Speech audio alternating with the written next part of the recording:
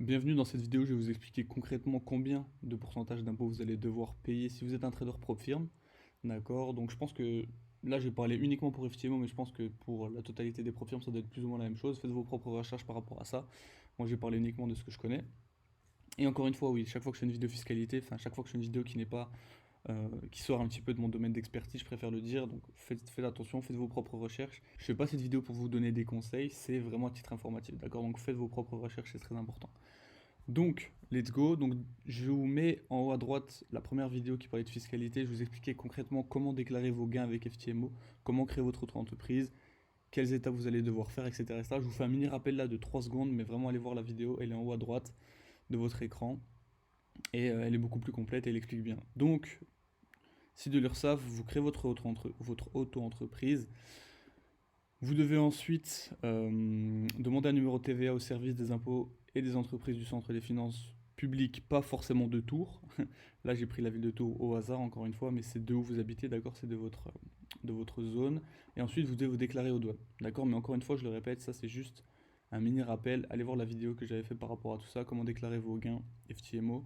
Et voilà, là on est là pour parler impôts, pourcentage, cotisation sociale, etc., etc. Donc, pour ce faire, on va tout simplement utiliser ce simulateur, donc simulateur d'impôt de l'URSSAF, etc., etc., simulateur auto-entrepreneur.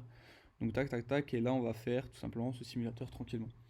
Donc on est sur annuel, d'accord? Donc admettons votre chiffre d'affaires annuel avec FTMO, et d'accord, en plus, avec FTMO, votre chiffre d'affaires est limite votre bénéfice, d'accord? Parce qu'il n'y a pas de gain, il n'y a pas de... Enfin, il n'y a pas de gain, pardon, il y a pas énormément de coûts. Mais bref, mis à part ça, admettons, vous faites 5000 euros par mois, donc ça fait 60 000 euros par an, d'accord? Donc vous faites 60 000 euros par an, tac, tac, tac. Voilà. Donc, on va remplir ces choses. Quelle est la nature de votre activité principale? Donc, quelle est la nature de... Vu qu'on n'a pas une activité mixte, quelle est la nature de votre activité principale? Elle est libérale. D'accord? Elle n'est pas commerciale, elle n'est pas artisanale, elle est libérale. Bam, vous voyez, là, on vient de perdre 11 000 euros d'un coup. Juste parce qu'on... c'est une activité libérale.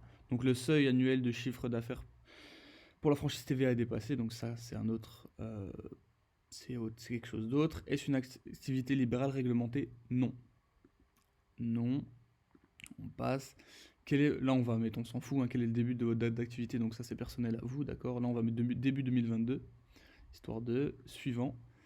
Votre entreprise bénéficie-t-elle de l'ACRE? Donc ça va être quelque chose d'important, parce que si vous mettez oui, bam, vous voyez que plus 6660 euros qui viennent de s'afficher au compteur. Donc ça, c'est quelque chose qui est intéressant. L'ACRE, qu'est-ce que c'est? C'est tout simplement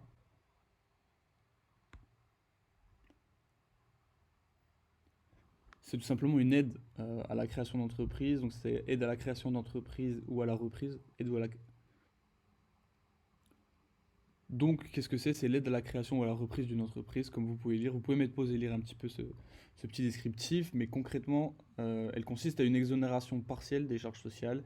Et il faut la demander, donc c'est quelque chose qu'il faut demander, et elle est réservée à des profils particuliers, c'est-à-dire les demandeurs d'emploi, tout ça, tous ces profils-là, ces quatre profils-là, les jeunes entre 18 et 25 ans, je pense qu'il y en a pas mal d'entre vous qui ont entre 18 et 25 ans, donc ça peut être intéressant, et les personnes, enfin bref, vous pouvez lire ces critères ici.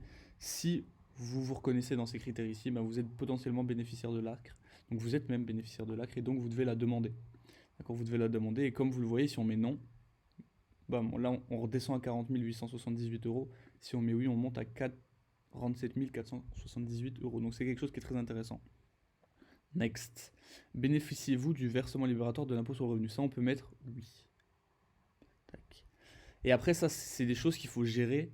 Là, vous mettez oui, etc. Mais c'est des choses qu'il faut gérer, pardon, quand vous créez votre auto-entreprise.